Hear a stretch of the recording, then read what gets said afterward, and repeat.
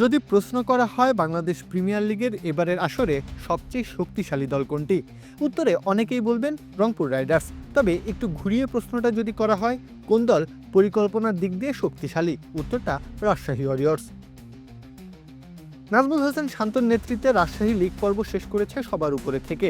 শুধু তাই নয়, 10 ম্যাচের মধ্যে 8টিতেই জয় পেয়েছে তারা। যে দুটো ম্যাচ হেরেছে সেখানেও লড়াইয়ের ছাপ রেখে গেছে। আসলে সবচেয়ে ধারাবাহিক দল তারাই। তাদের এই সাফল্যের রহস্য আসলে কি? এক কথায় বললে উত্তর হবে সুনির্দিষ্ট পরিকল্পনা।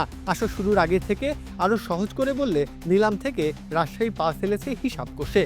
নামজাদা তারকা নয়, দলে চায় ভারসাম্য, এমন মন্ত্র বলে দল গঠন করেছে তারা। যেসব খেলোয়াড় ভালো ফর্মে রয়েছেন তাদেরই দলে ভেড়ানো হয়েছে। রিপন মণ্ডল কিংবা আব্দুল গফফর সাকলাইন তার উদাহরণ। সুস্বাদু বাদাম, তিল আর স্বাস্থ্যকর গ্লুকোজ সব মিলিয়ে প্রাণ পিনাট বার। প্রাণ পিনাট বার, স্মার্ট কিছু খাও। তারুণ্যে ভর করে কঠিন পথ পাড়ি দেওয়া সহজ নয়, অভিজ্ঞতাও চাই। দলে তাই টানা হয়েছে বিপিএল এর সর্বোচ্চ সংখ্যক ম্যাচ খেলা মুশফিকুর রহিমকে। ফলাফল অনেকগুলো ম্যাচই এই বুড়ো ঘোড়া বের করে দিয়েছে।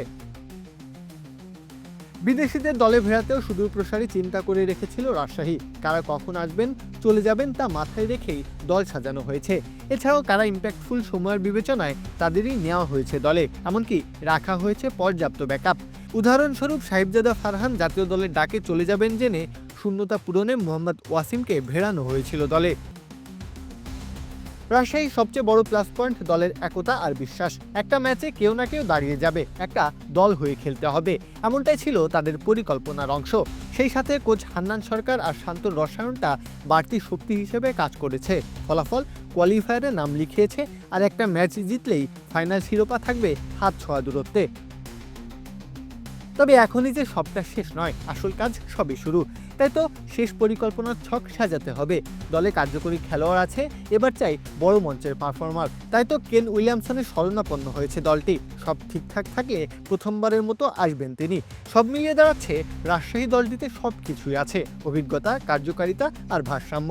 এ কারণেই তো দলটা একটু বিশেষ।